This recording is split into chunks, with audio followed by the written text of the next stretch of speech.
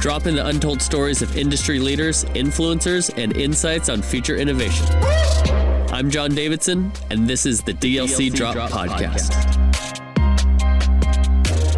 All right, excited for this episode with one of the few pro players that we've had on the DLC Drop Podcast, Michael Flamesword Chaves. Thanks for being here. Appreciate you inviting me, man. I'm super excited.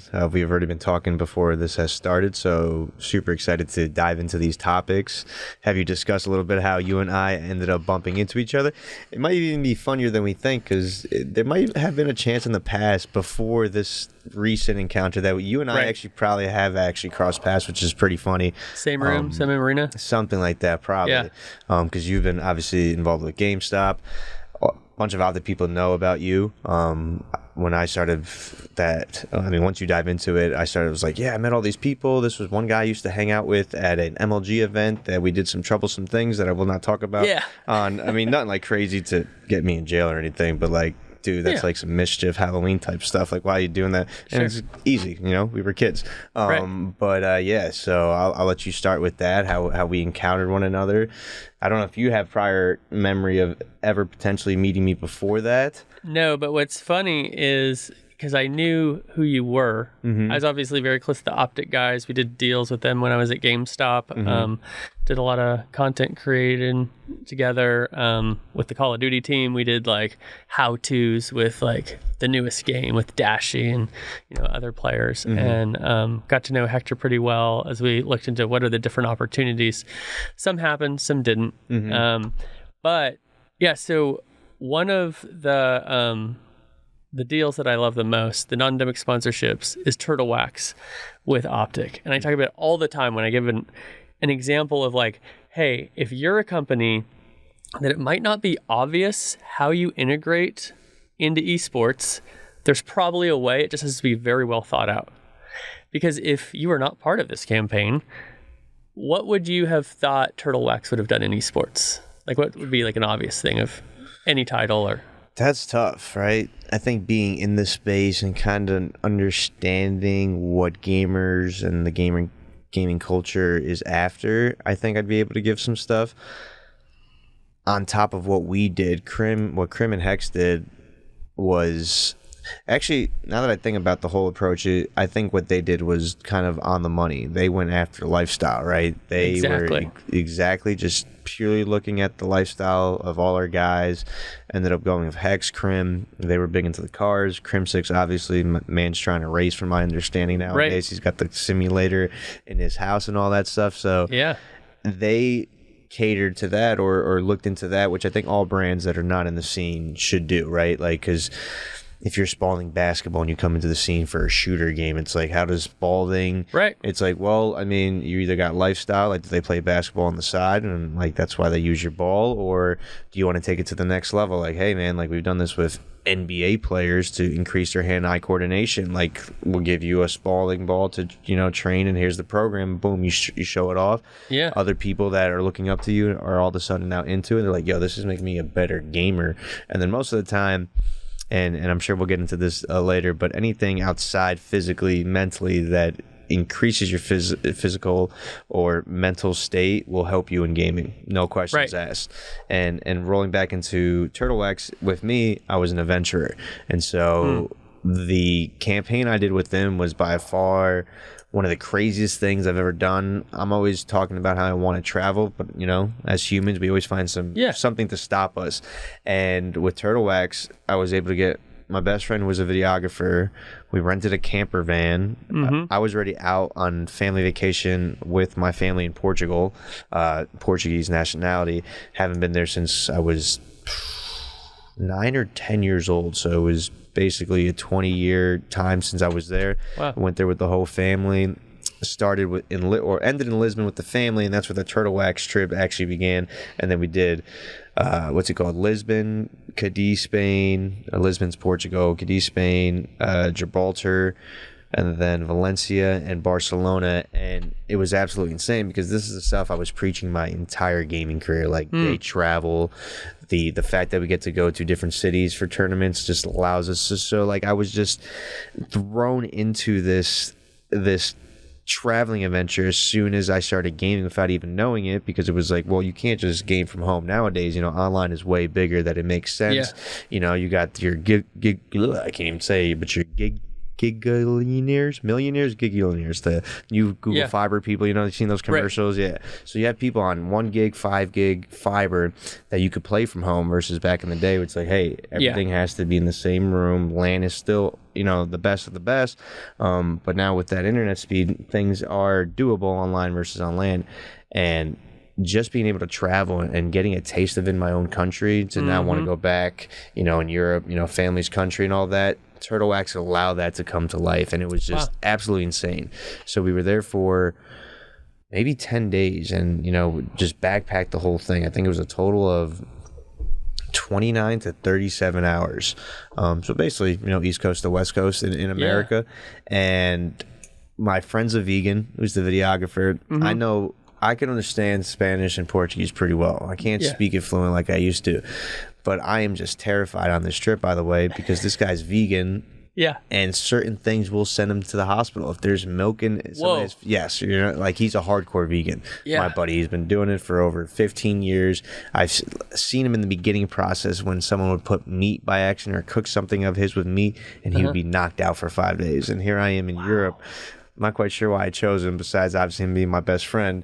But I was like, oh my God, this is like not even vacation anymore. This is like I'm working to make sure this guy doesn't die. Like, like if we end up in a hospital, sure, he'll be fine. I think once we get to the hospital, but that whole process of freaking out. Where's the hospital? Exactly, yeah. You know what I mean? So that's even, there you go. I didn't even have that answered. And so it was just like, all right, these are the key words I had to listen for. If I hear this is in the food or not, I'm telling him he cannot eat it and whatnot. And besides all that scary stuff, by far one of the greatest trips of my life. Can't thank Turtle Wax enough for it. I feel like it was able to bring out a better version of myself. It was able to open my eyes to a different world, not just that, world I'm used to being in my room at the game setup, gaming, and only dealing with internet issues, sort of say, where you see only what's directed towards you on your Twitter, your Instagram, your YouTube, whatever it may be. Yeah. But yeah, Turtle Wax hit it nail on the head perfectly. They went after lifestyle. Yeah. They didn't try to force the lifestyle onto people. They understood from Hector, from Krim, from me, what we actually enjoyed, and they said, all right, like how do we work with you to make these, dreams, goals of yours a reality? And boom, they were just on board right away. The DLC Drop podcast is sponsored by Ice Shaker. I've been a huge fan of this brand for the past few years, ever since I met founder Chris Gronkowski. What I love about this product is the brand story, the functionality, and the customization. Ice Shaker is a Shark Tank company invested in by Mark Cuban and Alex Rodriguez, owned by NFL players Rob Gronkowski and Chris Gronkowski. I love using my Ice Shaker anytime I'm driving to the podcast studio, I'm going skateboarding, or I'm at the gym. No matter what I'm doing, it just does a great job of keeping my drinks hot or cold. The customization for Ice Shaker is something that's super unique. You can get any name, just about any logo engraved onto your Ice Shaker and delivered to you within just 3 to 5 business days. Get your own DLC Drop branded Ice Shaker at iceshaker.com/DLC Drop. Save 20% on all Ice Shaker products with the discount code DLC Drop. Yeah, because when I think about it, if I didn't know anything about esports or about like the lives, the non-gaming lives of some pro gamers, I would think, oh, Turtle Wax, you sponsor Rocket League, which wasn't around then, but Rocket League, or maybe you're doing like sim racing or you're in some sort of league. But the fact that they're like, wait, they sponsor Call of Duty team, Yeah, no, I see what you're saying. And it's like, wait a minute.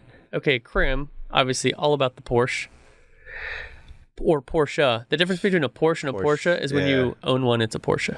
That's what really? Is that the difference? Really? I think that's just a joke. Yeah, okay. I think it's actually Porsche. That makes sense though, for sure. Yeah, because when you buy, they're correcting you like, "Hey, stop saying Porsche. Yeah, it's Porsche." Because then you're all about it. Yeah. You like really know. It's like you're on that inside club. So someone might have to ask Krim, "Is it Porsche or Porsche?" He tells. Porsche. Yeah, and then with Hector, obviously. He's got a G-Wagon and he's got a Great Dane. That is a combination, like Henry the Great, yeah, I mean, stay out of the G-Wagon. Yeah, you're going to have to clean that car. Yeah, and with all the other little ones too. Right. I mean, there's Reed's and he has the G-Wagon. It's the wagon all the animals across the pond and whatnot. But man, he's got, is it 7 or 8 now? 7 or 8 dogs.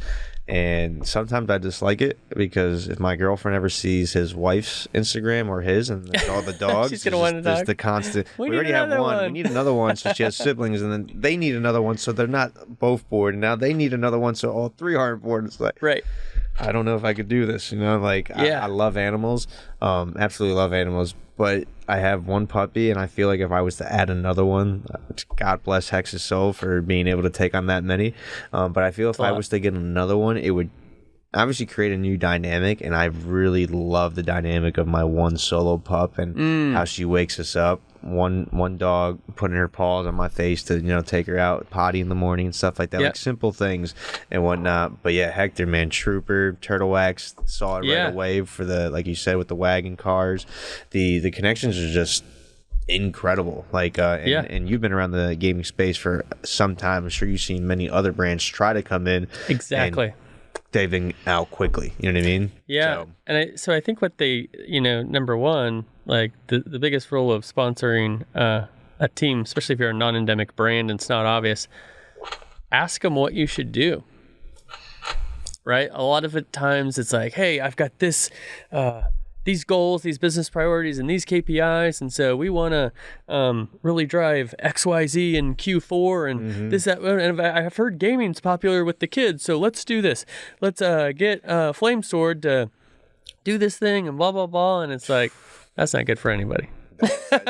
This sounds like the corporate lifestyle of America, man, which kind of brought me back to when we first got bought out when I was part of Optic, and literally what you just said, just ask them. Just, hey, like if you're going to invest, anyone within outside of the gaming world that doesn't have an eye in here, if you're going to come in, you literally, those are the magic words, just ask them. Listen, right? Exactly. Like stop trying to force your agenda, right? Like there's a reason you probably already have your eyeball on those specific people because they're getting attention. So let them rock with their attention and their brand values, which has to have some correlation with yours if you're the one who reaches out to them. You know totally. What I mean? So, I mean, life is easiest when it's simple, and that's the simplest thing. And it's like, hey, what's the advice you could give us to like really help you guys out? Just that. Just listen. At the end of the day, just listen. Big time. So because of that, and I'm good friends with Dan Zacconi as well, who's worked with Hector for a long time. And so I have told this story about Crim, Flamesword, Hex, and Turtle Wax, and why it's great and why it's awesome and what people can learn from it. But I'd never met you. Mm-hmm. And then, so we're at a Red Bull event. Shout out to Alex Gill, the homie, handling all the gaming stuff for Red Bull here in Dallas. Mm-hmm. So they're doing this event where they've got a basketball court out. There's a WNBA player who's like, so when she would make a 3, it would light up Reunion Tower or something. Or it was make X amount and then it, like a patch would light up. No, I think it was there was 10 lights for every one she made that would light up. Right. Yeah. And then like once she made them all, it was like party time or whatever, hang out. Yeah, exactly. The Red Bull model. Exactly. So they've got all these like little like drink booths and everything. So I'm hanging out with my friend. We're waiting around and I turned around. And you ever like see someone and you recognize them, but you don't know from where? Yes. This just happened to me the other day. Literally, I know exactly what you're saying. Yeah, like, did I go to school with this guy? Or did I work with him? And I looked down, Optic chain, and I said, you Flamesword? Which is probably the funniest thing that could have come out of my mouth. It's for sure. I remember telling my girlfriend, she was like, so is this Red Bull thing like involved with like the gaming stuff you used to do? I was like, no, this is just a gaming colleague of mine from Infinite when Infinite bought Optic and that's how I met Gil. And I was actually desk partners with him, one of the coolest people I ever got to work with and just be side by side in the office with. And I was like, nah, it's just like basketball. Red Bull's picking up a WNBA athlete, which is on the Dallas team and all that stuff. So like, we're just going out there to, drink, party, and have a good time, and like just be super relaxed. And then that happened, and I think there was also another person that caught me by surprise, which was said person I brought up in the beginning of the video. Yeah, where I guess I could talk about it because it's not that crazy. It's probably just crazy when I was younger. But this guy at an event with him and I, we ended up pulling like a fire extinguisher, like super, like 3-4 a.m. in the morning. Yep. Everyone's been out type of deal. We're all hanging out with people, and then I was definitely deemed as like the party person growing up, or Mike doesn't really have any fears. Like if he wants to do something, he'll do it, no question about it. If you ask him to do anything so it's funny or whatnot, he'll go do it. Yeah. And so we ended up doing that, and after we had our conversation, we moved on to him, and then I was like, wait a minute, I don't really remember this, and I was like, phew. And so that's why I went back to it. Was like, wait a minute, you and I probably also potentially at like some sort of gathering and whatnot. But like, again, that's the memory thing of us getting older, which is definitely a little bit harder to remember. But yeah, I mean, the event was crazy. We talked it off. Learned more about you. Learned more about Conroy as well. Yeah. Since not seeing everyone in forever, and then obviously I used to be sponsored by Red Bull, so like that environment was casual to me, or I guess norm. I shouldn't say casual, but the norm, right, in a sense. And it was cool because girlfriend knows so much about my gaming career, but only started dating after Optic. Like we've known each other for almost 5 years now. I think today's She's actually. She's like, wow, you are a big deal. Oh yeah, I think today is. No, I should think today is our 3rd anniversary of dating, and we've known each other for 5-6 years. And she's never seen any of the world. And that Red Bull event was her first one. I brought her out to a recent Halo event, and she's like, this is crazy. Like I always see you talking, on the microphones in your room and stuff, but like I didn't know it was like this. It's a real thing. I was like, yeah, it's definitely interesting. As I've gotten older, I try to keep myself out of that hermit shell. As you get older, where you think everything technically, and you're like, well, like this might be a waste of my time. It doesn't add to anything. But it's like, well, I mean, life's about experiences, and you just kind of go with them, and whatever happens. But yeah, so that's how we met. Red Bull, which is a great way. They're just honestly the best. I think they're also one of the best in the space too. From the community to the people that are involved with Red Bull, like people that just go to the events. Like you meet so many people that you may have known, you may not have known. You find out they're really super cool, that they're a little bit off, like they're more introverted, more extroverted. Like you find all these things, and that's by far one of the reasons I've loved them since the beginning. I remember when I first got into Halo, there was Strong Side, Walshy, and the Ogre Twins, Ogre 1, Ogre 2, and they were sponsored by Red Bull, Gilbert Arenas. And I remember when I was looking into it, I was like, these are the sponsors I want. Like these are the type of people I want to be involved with. And it's just crazy to see that Halo kind of being one of your first ever esports games, that Red Bull was there, and they're still here in this space, which is crazy. Well, and they support a lot of niche communities. So like I used to have a friend who was a photographer for Red Bull. Okay. And so he'd be like, yeah, I'm shooting this breakdancing competition event this weekend for Red Bull. Everything. And in skateboarding, they're super big. And so it's like they identify a strong subculture or counterculture that is probably underrepresented. Yep. And they just like champion it like crazy. And then guess what? All those people love Red Bull. Yeah, 100%. Because there wasn't the funds to do the cool event or to bring it to the next level or whatever. And boom, now because of this one sponsor, it's a thing, and I get to do more of what I love because of this brand. So you better believe that's what I'm going to pick up at the store when I have the choice. Yeah, that brand love. Same thing with like the iPhone, right? Exactly. Like if they decided to change iPhone to a phone all of a sudden, right? Like who knows what kind of uproar that would bring. Like, whoa, like this has been with us for over a decade. Like, why would you all of a sudden now switch it because, Jobs is gone? It's like, oh, we're trying to reinvent it. And it's like, reinvent what? You're the top dog. There's no need to reinvent anything when you're number one. Fix what ain't broke. You just improve. Exactly. So, they're just killing it. Absolutely love them, obviously, from everything they've been able to do for me. But yeah, like brands like that, your Turtle Wax, your Red Bull. I would even say Chipotle. I feel like Chipotle's kind of doing a good job on the end of, hey, this is little bit, or definitely more healthier than like your McDonald's, your Wendy's, your Taco Bell's, like your quick food. Because there definitely are variations at Chipotle. I'd say my biggest downfall with them is just how much sodium, I guess, is in their stuff. Like that's kind of the higher end. But I mean, besides that, you got a good nutritional meal, I feel, that comes out of Chipotle. And that being, a sponsor versus your McDonald's and all that, I'm sure they all do great things for people, right? Like all those companies do great things on charity basis and stuff like that.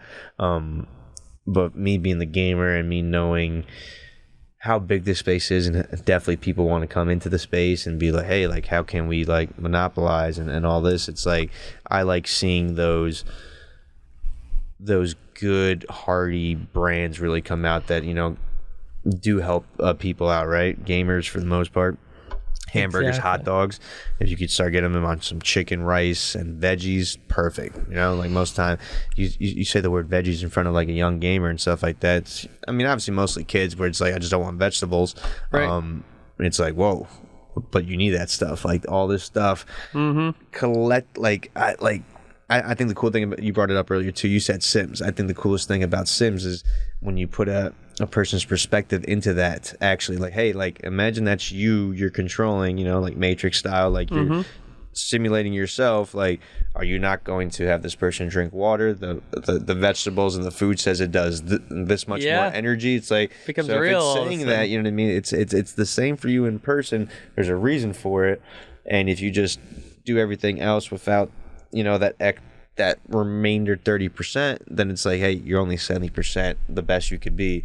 Why not be the full? You know what I mean? So I love Chipotle for that reason, and all those brands that are coming in that are driving the scene even further. And Wax has done it with saying, hey, like let's people already watching for the gaming. Let's go lifestyle now. Red Bull, like you said, the little niche communities to bring it up, because it's like, at the end of the day, with the internet, right? Like the whole point of it is to connect more people, to be like, hey, you and me are alike. There was no one in my town of 500 people that was like me. They all outcasted me, but now there's people that I'm connecting with, right? So to see that from brands is just by far, for me, 33 years old, been in the space since 12, 13, like to see that stuff and that it hasn't gone stray for like just the straight dollars is awesome to see. Yeah, it's super interesting to hear your perspective from the pro player perspective. And one thing too, you mentioned Chipotle is a good segue to your career, is there are certain letters in Chipotle that you literally can't spell Chipotle without optic. Yeah. Oh, wow. You ever realize that? No. That's amazing. Yeah. Actually, I was at a Chipotle one time and I was looking at my cup. And I took a picture of it and I circled and I texted Hector and I was like, it's backwards. Wow. Right? I feel like I never it's knew a that. missed campaign. We're gonna we'll send over a proposal to our 100%. marketing friends at Chipotle after this. That's definitely a miss. Like the all-seeing eye, spell it down into the letters with how they do the cups and all the words they throw in there. Oh, for sure. So let's You're take you onto something for sure. Yeah. Let's take you back to Optic. So now you're at Status Quo. Take me kind of a summary of your career, about where you started. You're 12, 13 years old. Where that started, how you got into Optic, and then we'll take it into Status Quo. Cool. So, yeah, most people when they say or hear Flamesword, oh, the Optic beard, Optic Flamesword, Optic Halo, many things I started over there with Optic at Optic. Before Optic, I was just a Halo player. I would say I was probably in the either top 10 or top 5 most known Halo players at the time, right? Like when Twitter and all that stuff was coming out, my account was either the 5th most or the 6th most at the time, with people ahead of me that, I mean, these are the goats of the goats that I would expect to be ahead of me, but Ogre 2, Walshy, Strong Side, T Squared, and I think that was maybe Snipe Down at the time. At the time, those were like your big players. From what I remember of like who was watching who and all that stuff. And then you had Enable 2, who's over at 100 Thieves now, and started like most of the people, or at least in my time, started like most of the people. Learned about MLG, Major League Gaming. At the time, they were hosting Halo tournaments. Halo was randomly a game that I picked up that I enjoyed playing with my high school buddies. story mode for the most part. Never did anything multiplayer or anything like that until Halo 2 Xbox Live came out when I bought the game at midnight. But started playing this game. I learned about MLG. I learned about that Gilbert Arenas Red Bull $1 million contract signed to this team, so that you're getting $250 for the year. In my head, I'm like, I play this game. My rank's pretty high up there on the leaderboards. You got this. Like, why not give it a shot? First tournament, well, actually, many tournaments I wasn't able to go to during Halo 2 because I was under 18, and my parents at the time, which every parent should be, right? I mean, nowadays you have all these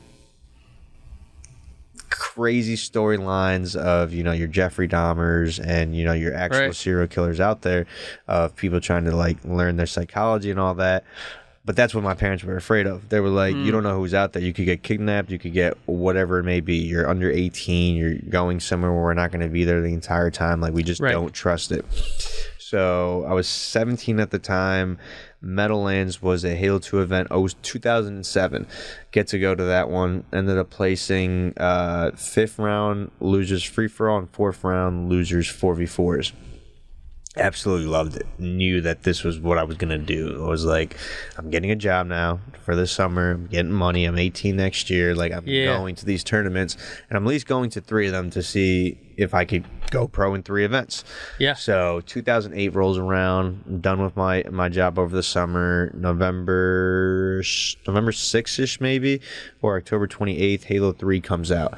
Pick it up, start playing it. The motto at the time in the Halo scene was "New game, new pros," and I'm sure you hear it in a lot of things. And so that was the quote that, you know, drove me and my friends to get as good as we could. It was like, hey, new game, new pros. They're learning it just like us. Yes, they were great at the other one. Yeah. But like, you're learning at the same time as them. Like, what makes them so much better than you? Wow, that's a cool concept. Yeah. And obviously, everyone at their core has this untapped potential of being great at something, you know what I mean? Whatever it is that gives them dopamine, that gives them that motivation. There is something in everyone's life that will give you this feeling, no matter as small as it can be or as big as it could be. And for me, that quote was literally it. It was just like, just don't stop. Like, if they're putting in 8 hours, you put in 8 hours. If they decide to do 12 hours tomorrow, you do 12 hours. Like, like, yes, they have this head start from you, but if I'm putting in the same time as them, there's just no way on a new one that I can't be there with them. And so I go to 3 events. My first one at Halo 3, literally placed 17 or 18th. So we were literally 2 spots away from being pro my first event. Next event is 2008 San Diego. We placed top 24 again. This time we are 1920, and then we go to 2008 Orlando, and this is only Team Status Quo. Team Status Quo, or Status Quo I should say, literally I called up my best friend and I was like, making a Halo team, we're going to this event in Meadowlands 2008, the one that we got 17-18. I was like, I need a team name. You have any ideas? I was like, you're the more creative person, like give me stuff. Gives me a list of like 10 things, and I forgot what the other one was that I was fighting against, but Status Quo was just number 3 on his list, and I just kept looking at it and I was like, that's cool, man. Like Status Quo can mean so many things, you know, like what is the status quo? Right now we're world championships, you know, we won a world free-for-all. Our docu-series is Check the Status, right? Like, what's the status quo? We'll check the status. So, and this is obviously me as a kid and not thinking business-like or anything like that, but just being like, just words and like talking throughout the community, like that's cool. SQ Quo.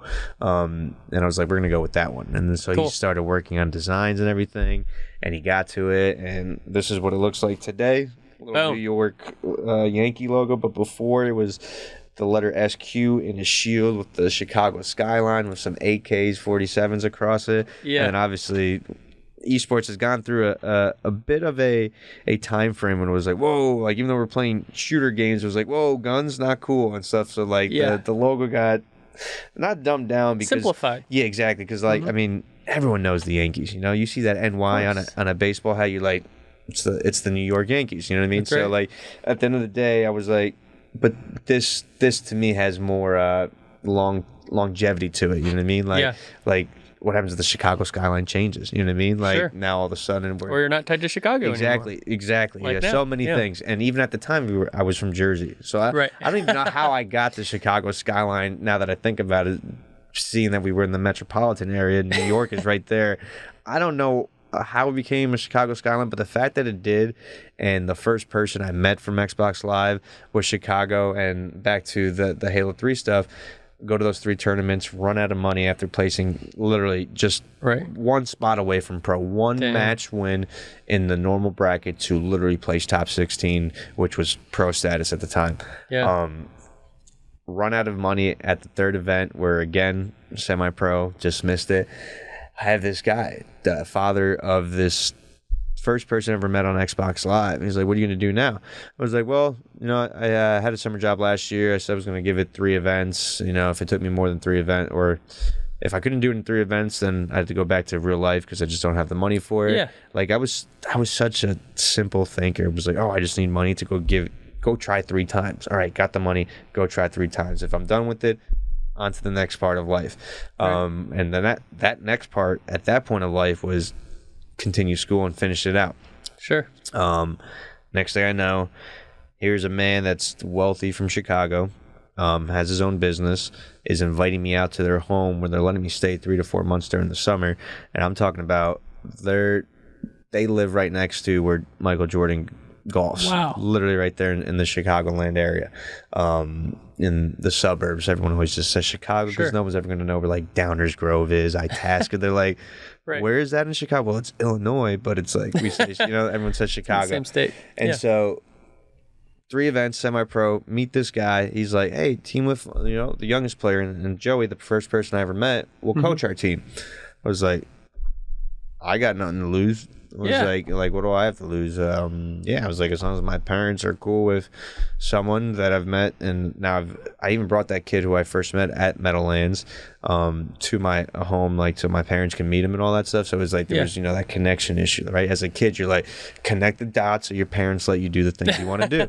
Good point. And so this guy ends up sponsoring me, and the rest is basically history. We literally placed pro the next event. Wow. Like we're firing on all cylinders with all amateur players. We almost beat a team that consisted of Pistola, Cloud, Nexus, and I think at the time his name was Perplexity, but Cloud and Pistola, 2 of your greatest Halo players of all time. Pistola, people know him across multiple games, not just Halo, and he's only competed in Halo.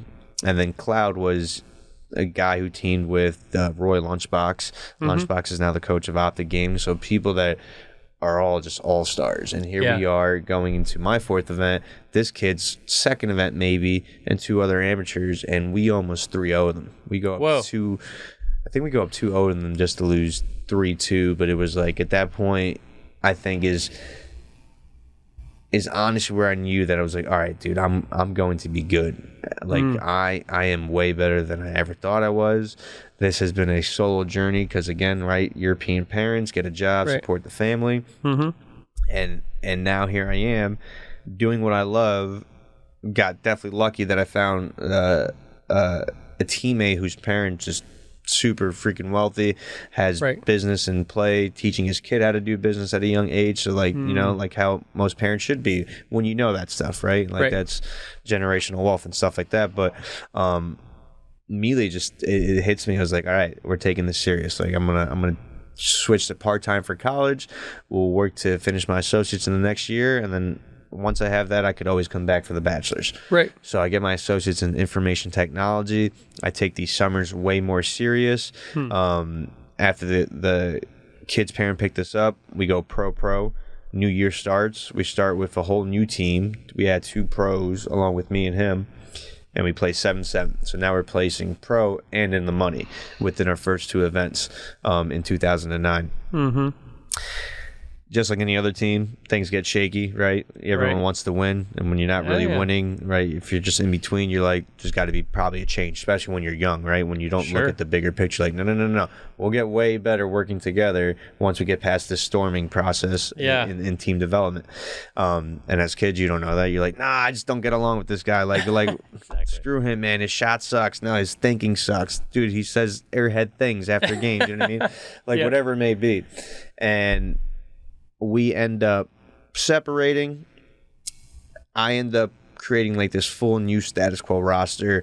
The teammate of whose parents sponsored me goes on to a team called Triggers Down. His name is Tots, by the way.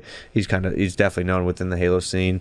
His brother's Joe Fry's creative director for Rocker now, I believe, over in Minnesota. Yep. And so all people, again, right, involved in the gaming scene that grew up with, and just like you, I'm sure when you go to any of these events, you're just like, wow, like you're here now. Yeah. And so reformat the team, finish out the year, probably like placing top 12. We go into 2010, and this new team is just, we're in the honeymoon stage.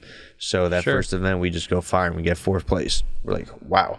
Next event comes, we get 4th place again. We're like, wow, all right, we're right here. Like, at this point, there's definitely no need to change, right? We're like, we keep losing by 1 game. Like, do we change a whole roster because of 1 game? Hell no. So we just keep going. So we go 4th in 2010 to 7th. And then all the way back down to 2nd.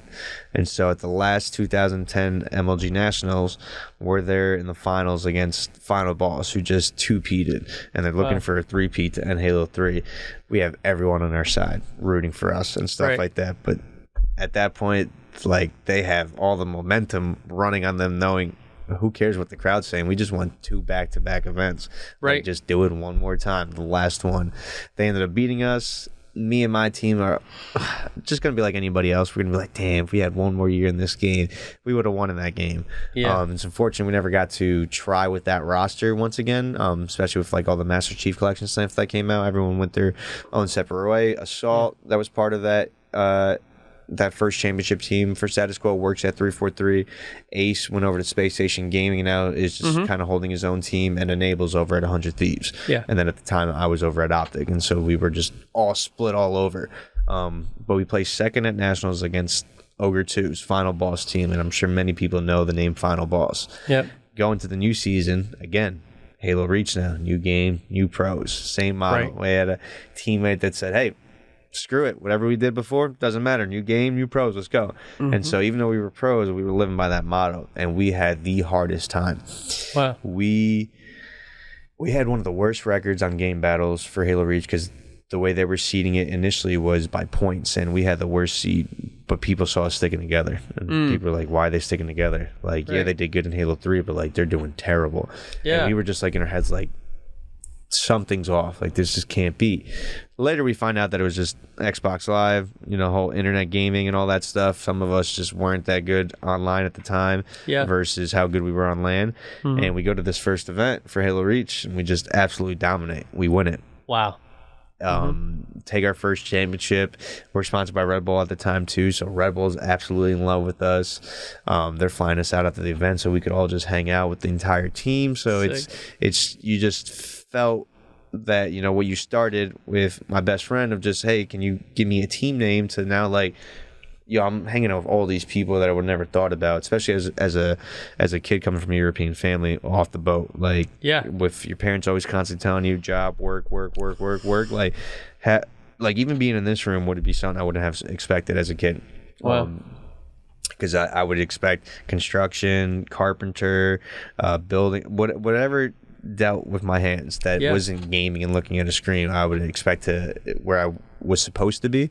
We're not supposed to be where parents thought I would be. But it's just absolutely insane. So we do that. We continue the year. Halo kind of fizzles out. I'm on Status Quo. I'm sponsored by Red Bull.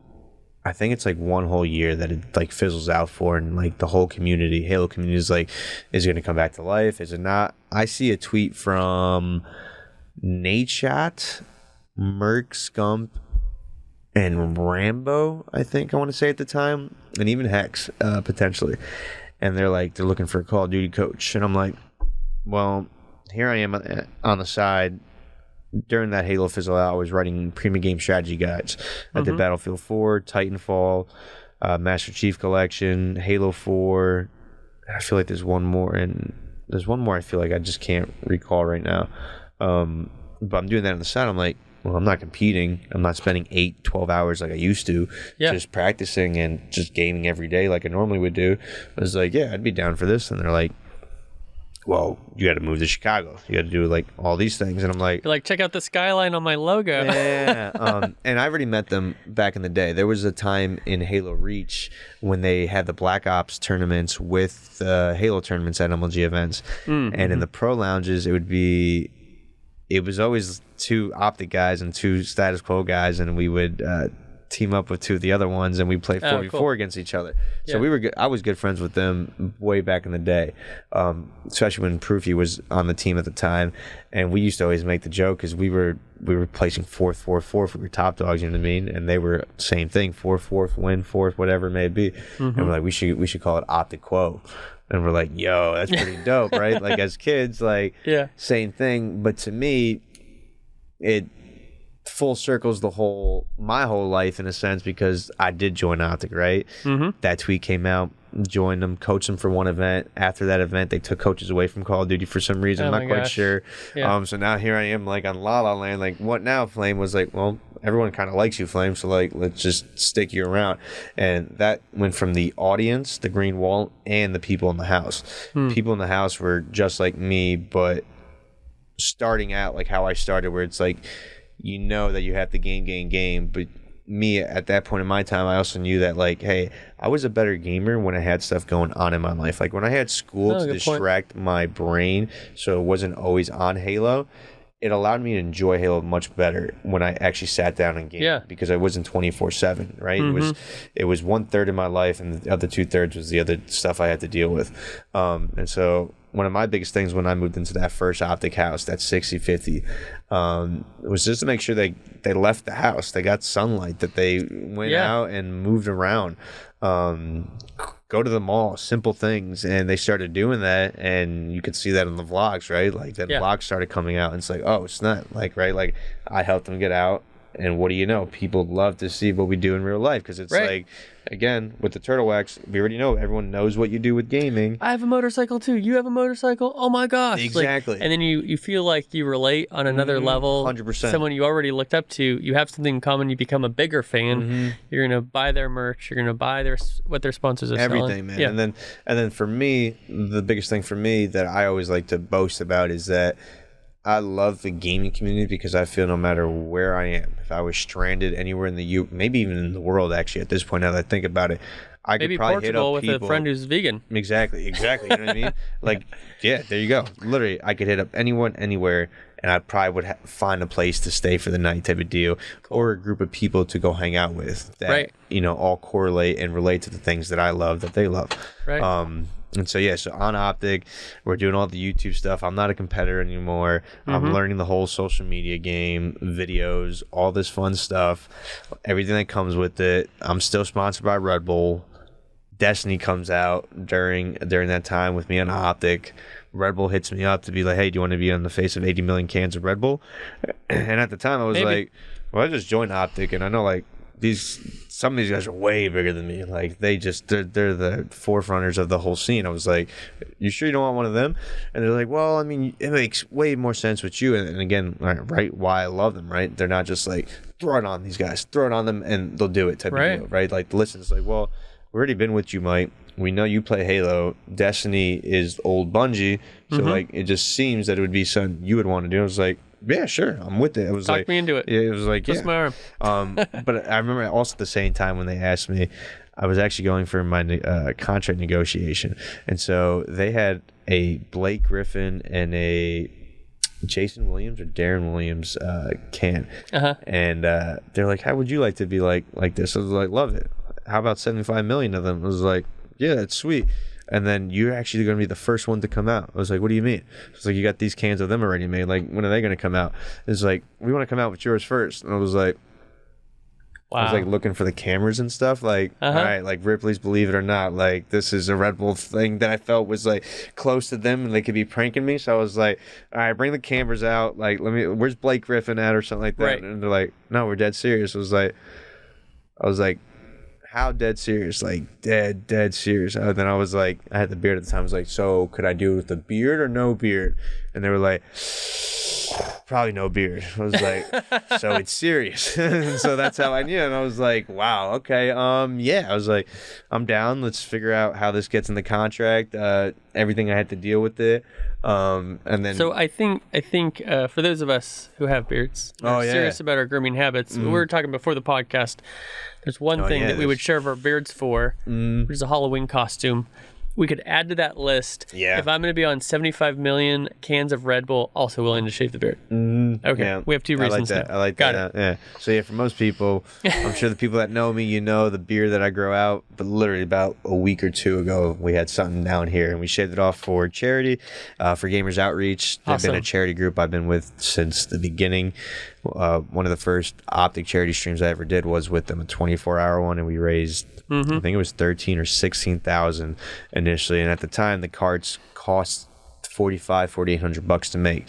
You had to make sure you had the proper medical equipment stuff, that desanitize and all that. Now they got it down to $3,500, which is awesome. So that means that, you know, raising that same amount builds 1 extra cart, which allows to get to a different hospital. So great charity, absolutely love them. Zach Weigel's my guy. He started that up from Michigan, just super cool dude. And everything that he actually does is just beyond cool, and it contributes to so much within the community that he lives in, and to such a greater audience and community, which is amazing. But yeah, so we do that with them, absolutely crush it. On cans now. We move into the next year after all the cans with Optic, and I'm like, oh, Halo's coming back. This is the perfect time to like push Hector into creating a Halo team. Yo, Hex, like, what do I got to do to make a Halo team? And at the time, he was like, Pistola still playing? I was like, yeah. He's like, if you get him on the team, I'm down. And I was like in my head, like, this is probably gonna be easy. Like, there's nothing going on in Halo. Like, how hard is the ask? Hey, you want a team? And like for this invitational event that I got invited to, and then we'll just go from there. So the first Optic Halo roster is actually probably one of the beefiest Halo rosters ever, and it was a roster that never actually got to practice together. We just went to an invitational, but if we got to practice together, it would have been a cool team. It was myself, Ace, Pistola, and Snipe Down. Snipe Down, obviously Apex Legends now, just a beast. Pistola, Halo GOAT. Ace was my old Status Quo teammate who I won my first tournament with. He also won the Halo 4 Global Championship, which was a 1v1 against Pistola. For, I think the prize money for that one was $250,000 for one person. And it would have just been a filthy team.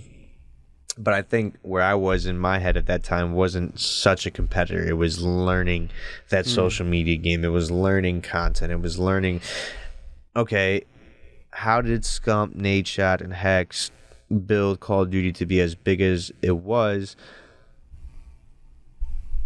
if it wasn't the studio, if it wasn't the people running the tournaments, right? Right. It was a simple thing, them putting the videos up online, people attaching to that, being like, hey, and it goes back to the internet, right? Like when you find that one person that's just like you, and now you could connect to someone. I remember Hector telling me this one time. We had lunch, and he said he's going to give me his background of like behind the scenes Optic. And it was like, when I started Optic, he's like, I knew we wouldn't win, but we could create fans.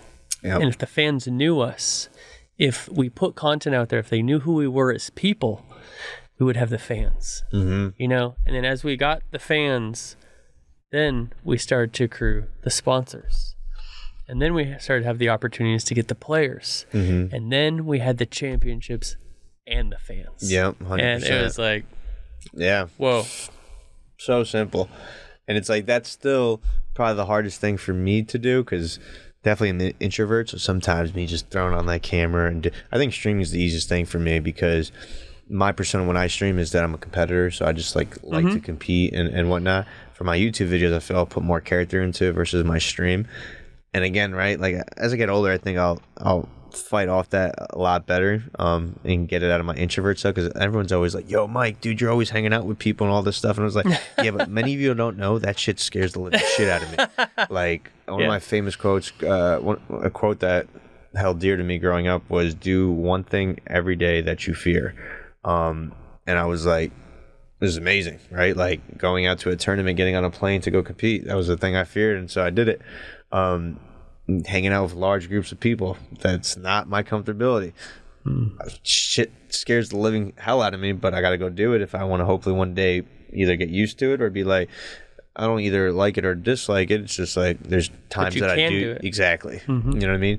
And so all that stuff together is just has been a crazy experience to put together, which is pretty out there. I want to get something from you here as we get enough in this episode here. One thing is, so as you kind of gone status quo, Optic, status quo. Optic is a famous organization, huge fan base. They've done a lot of things right. What are a couple things that you're taking from Optic that inspire with what you're doing? And then what's something that is like completely different that you're saying, hey, I've got this new opportunity. I get to decide what I want to do. I'm going to do this instead. I would say I actually think it's interesting when I look at it from an outside view. But if I was to explain status quo best, it would almost be like what you just explained about Hex, right? Like, we get the fans will be there, right? And then you had Nate Shot not be part of Optic, and he went to 100 Thieves, right? And he was content based, right? So content based, which led him to having probably the number one merch esports company out there. Yes. Or pretty close in the top 3. And so you had him, and I don't think they had championships right away and stuff like that. Not right away. Yeah. You know recently. What I mean? Like, recently they're killing it, but like, what they came out was always their merch. Like, that's what they were known for in the beginning. I think, right, the thing I differ from Hector, from Nate Shot, is that my career was that I was top dog competitor. You know what I mean? Like, I was out there and I was grilling with the top dogs. Nate Shot as well, you know what I mean? Like, it might have taken a while there, but for sure, you know that it was really the content that helped them. Like you said, the fans, once you was there, and then the guys got a gold medal. You know what I mean? Yeah. And so I think that's where we differ the most, because, for example, Halo, we're only in year, it hasn't even been a year. December 21st will be official 1 year anniversary of a Status Quo. And we already won 2 championships in the year, one of them being a Worlds. Yeah. Free-for-all event. But even with that, right, like my old school competitor, 18, when I was like, Forge is all that matters, right? Like, doesn't matter.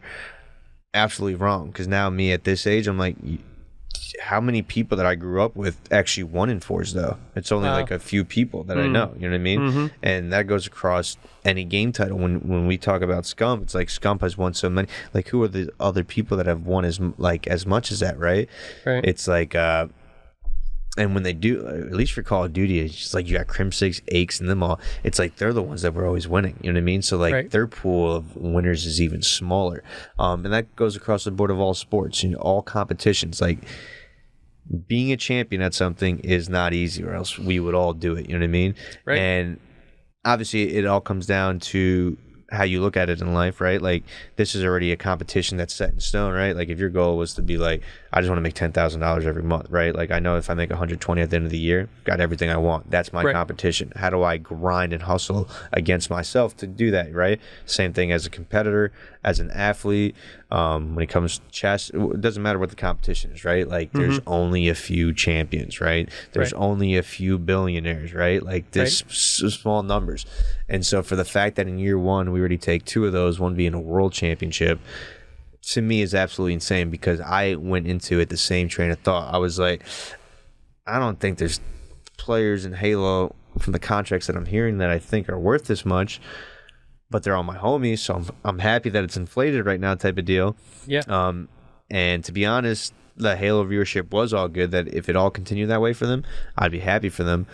But me knowing the scene really well, and it's my scene, like, I'm going to pay people what I think they deserve, and if I know that they're going to hustle and do the stuff that we did on Optic that Hex asked us to do, then there's going to be talk about like, hey, like we want you on board for life, right? Like you like your vision is aligning with our foundation, and why would I want to get rid of the person who's actually bringing in fans versus just competing and not doing anything? You know what I mean? Like, especially with so many pros hopping around to different teams all the time, and fans typically favor a player over a team. 100%. It's like, hey, my favorite player's leaving, I'm going to follow that team now. 100%. So there's a lot of value in retaining those players. And I think that's the biggest thing nowadays. It's like, when I see the veteran players, they just want a paycheck realistically nowadays. They want a paycheck and they want to win a championship. That's it.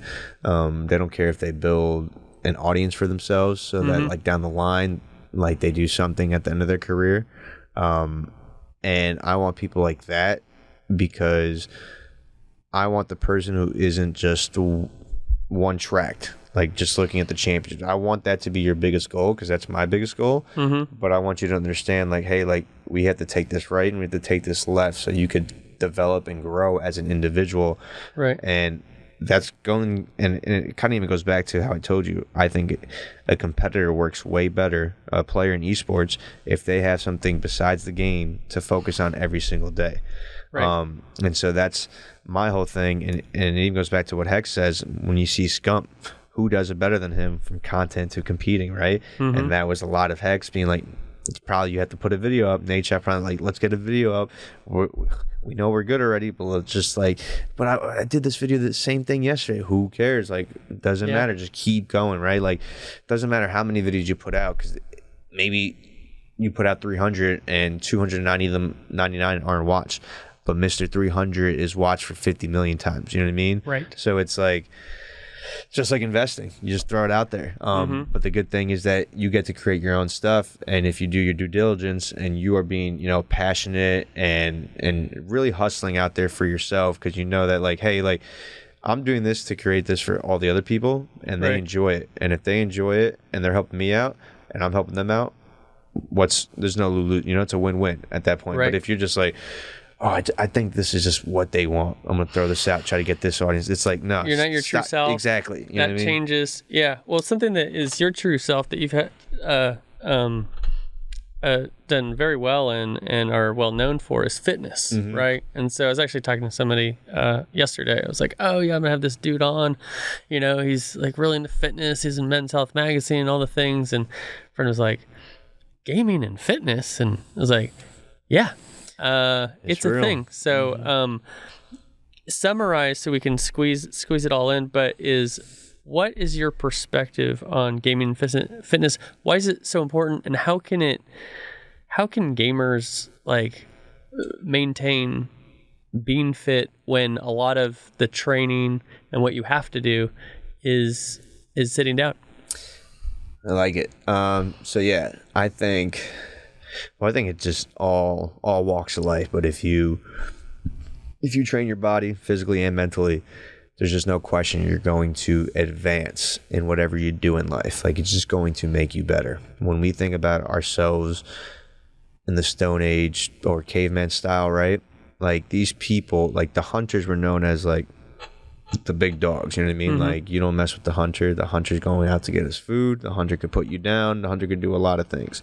And so what's the difference between a hunter and the person that's just staying in the village? You know what I mean? Oh, the hunter is moving probably all day and is like life or death, like needs to be clicked.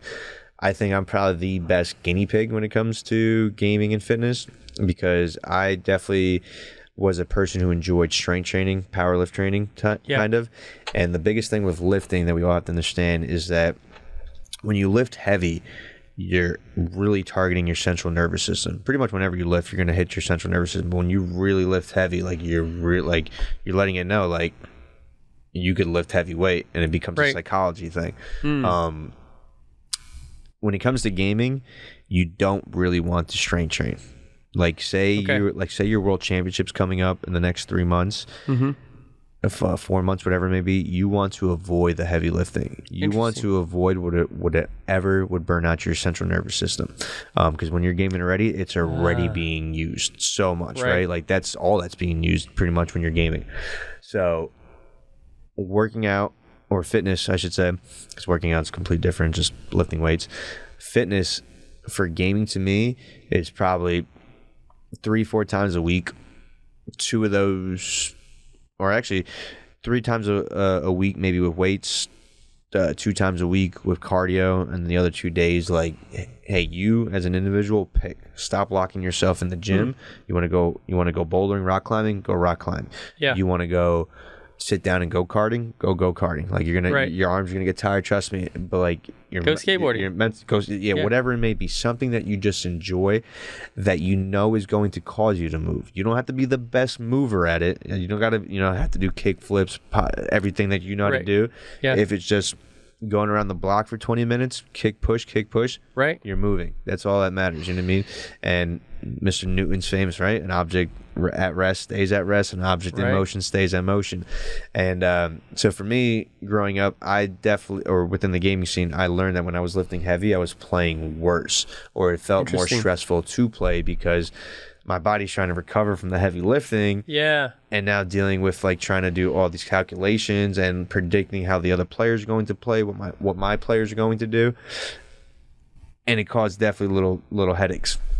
So I would say 3 days of just, push, pull legs, simple as that. In between those, you do, 20, 30 minutes of cardio on the days in between that.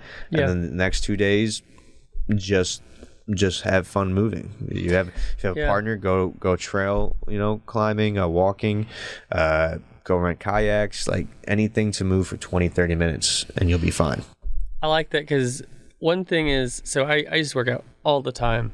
You can tell. Just kidding. But I was gonna say, when you brought that up, I was like, I'm still into big time nutrition, and I definitely like biohacking the human body, because it's like, oh wow, if I put these B's or put these C's and stuff like that, it's like, whoa, like, gaming has a stigma of specific, prescribed drugs that players like to use. And I was never that guy. I was like, whoa, like, I like health. I like all this stuff, because at 20, I think it was 21, 22, I had a health scare. I had erosive gastrosis and esophagitis, which is basically like the worst form of heartburn. And so I had damage, my stomach lining was damaged. And the GERD was getting so high that it was starting to get up to my throat, like it was hitting my esophagus. So it could have got to the point where it would have melted that, and then I have one of those holes potentially and all that stuff. And that's just from when I didn't know about nutrition. Just put anything in my body, create all the stuff that GNC that they used to have behind the key lock that definitely wasn't safe. But like in high school, you're like, he took that and got massive. I want it. You know what I mean?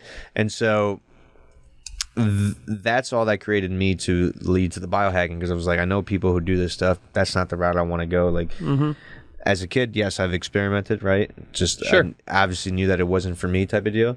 And so me was always biohacking the body, right? It was like, hey, does eating a banana before your match, is that the key for insulin, quick sugar spike?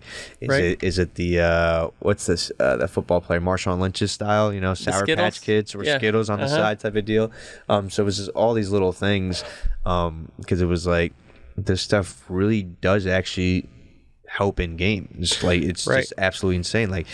Like, even anyone watching this, right? Like, go throughout an entire day of what you feel that you're so good at doing, and just don't drink water. Like, let me know how, let me know how effective you know what I mean? Like, how effective you were at doing everything. It's like, oh man, like, no lubrication in the arm to like potentially open the door that like normally I would fly out my door, and now in the morning, no more. You know what I mean? So it's like, that's the simplest one I could always say, and it's like, that's not fitness. It's like, no, that's kind of the whole part, right? Like fitness, nutrition, and then rest, recover, right? Like, that's fitness. That's all together, the human body.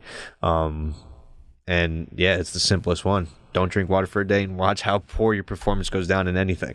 Yeah, and I like the simplicity. But don't do that. Don't do that. Yeah, take his word for it, for sure. I like the simplicity because it's attainable.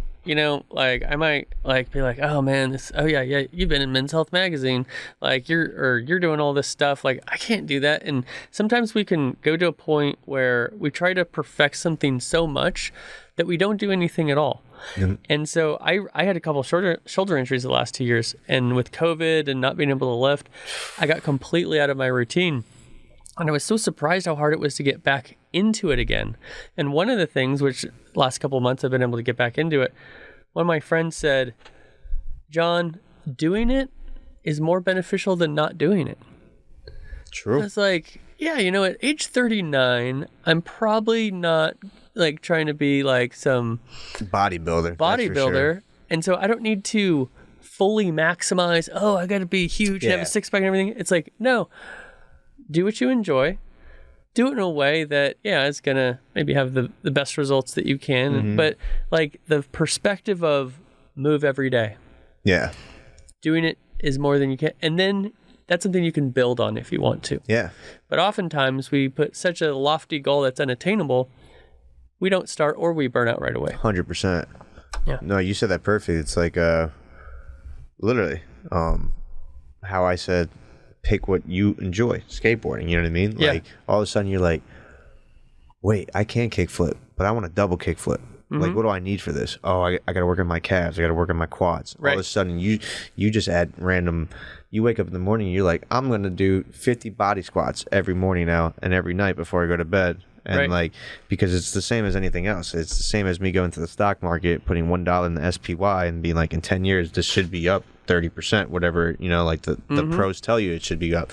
Same thing. If one whole year I do no squats and then I do 20 in the morning and 20 at night for 40 every day, and you add that up and compound it throughout the entire year, what you are after that 1 year versus the previous year, you're like, I didn't think I did a lot, but like, how can I, like, why do I move so much better? And it's just like, well, you were lubricating those joints, you were moving them. It doesn't matter. It could be, and it's like you said, just work to build on something, right? Learn how to do that first squat, and then once you've like, I can finally squat, then move on to your next move. You know what I mean? Like, just pick and choose, just like, I'm sure even you on things that you read up to be like, how do I continue self-educating myself as I get older?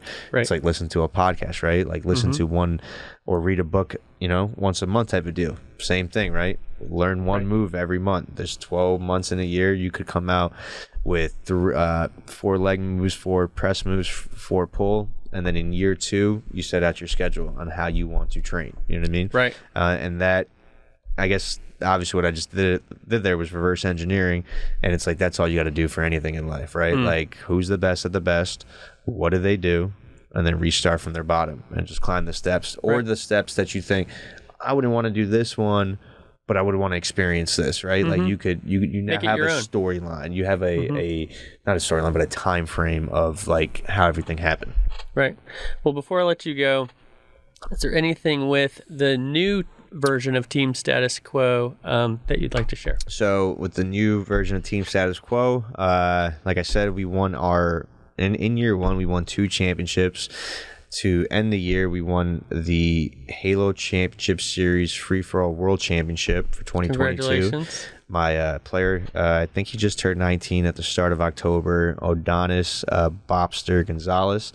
I think one of the beauties of what I'm doing now is I get to see people that might not have the easiest upbringings.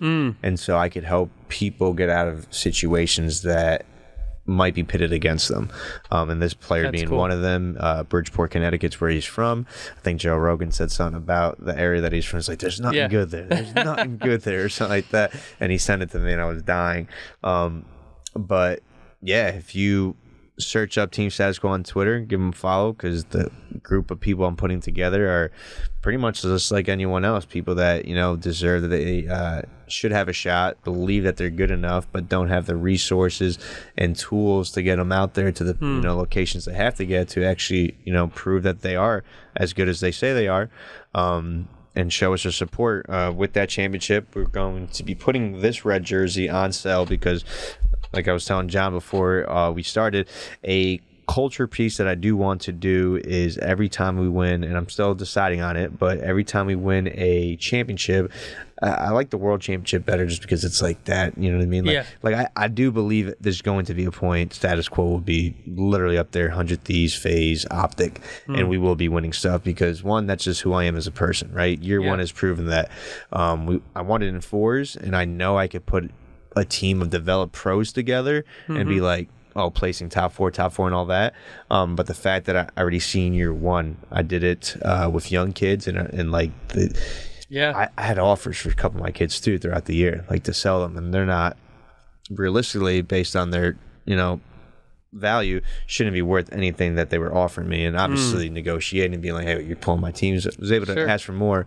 But that's the whole goal, is like, didn't get rid of them, thankfully, because one, that's the only thing about starting an org I guess I dislike, is that people know that you probably don't have as much funds as your top dog esports orgs.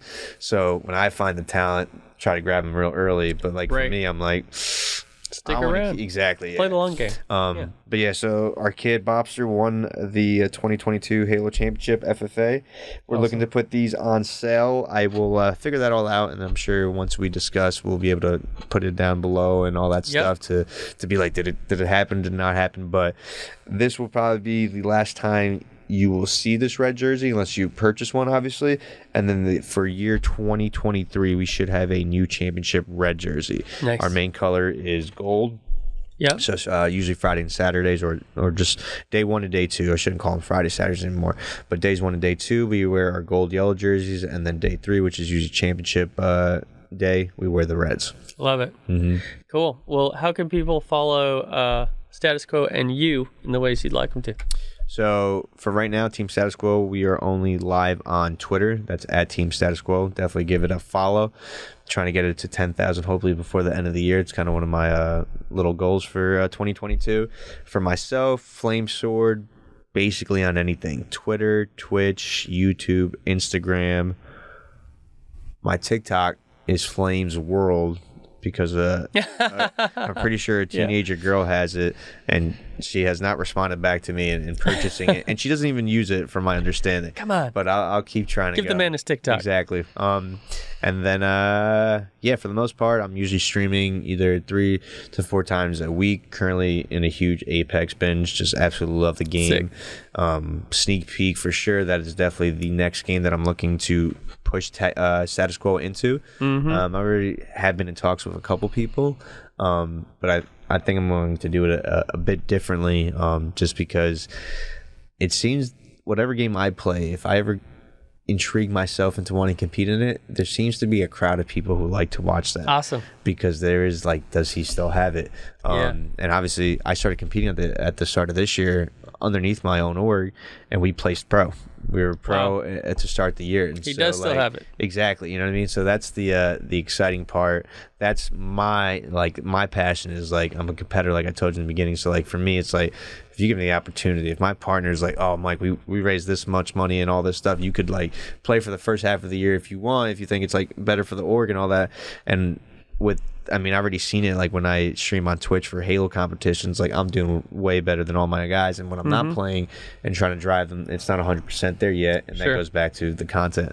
But we'll be looking to make a Team Status Quo YouTube for 2023 as well. So hopefully, when you search it in about a month or 2, it'll be all live and all that stuff, and we'll start rolling everything out. Perfect. Well, I appreciate it. It's super cool to hear like the perspective of sponsors in the space from the pro player's perspective. You have an incredible career. You've achieved so much. Congratulations and all that. Thank you. And we're just hyped to see what Status Quo is going to continue to do. Appreciate it, man. We're going to do big things, man. 2023, I'm taking a 4v4 Halo Championship. No questions asked. Let's get it. Thanks for joining me. Appreciate it, man. Thank you for listening to the DLC Drop Podcast. This podcast is part of the Esports Futuri Podcast Network and produced by Innovation Media Enterprises. Make sure you subscribe on your favorite podcast channel and leave us a review.